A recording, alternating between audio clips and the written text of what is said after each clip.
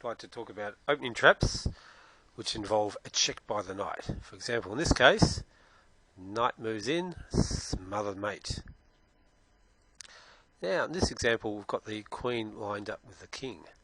So when the knight moves in with check, the queen pins the pawn to the king. As the king is trapped by its own pieces, it is mate. And so we have mate. So, now in this situation, the rook attacks squares near the king cannot move, the knight moves up. Now, black has a problem. White is threatening a knight fork, winning the rook. The trouble is, if black moves his rook to avoid the fork, because the king can't move, and black doesn't have a way to defend this square, say he moves the pawn up to defend the knight moves in and forks the rook.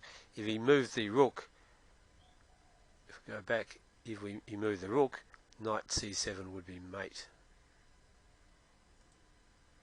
So here we've got a situation where queen attacks the pawn, the queen defends the pawn, but we've got this extra attacker with the knight fork. So white sacrifices the queen, black retakes, but the knight moves in and regains the queen. So white has won a pawn.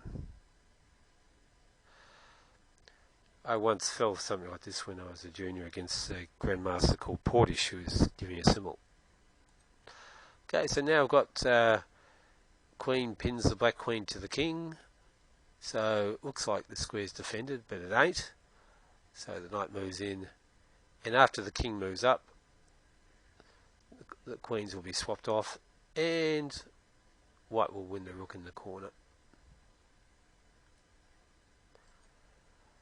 So again, we've got this knight b5 threatening mate, and there's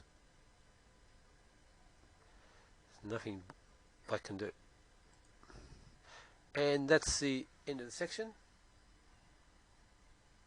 And that's just a few of the possible checks that can happen with a knight.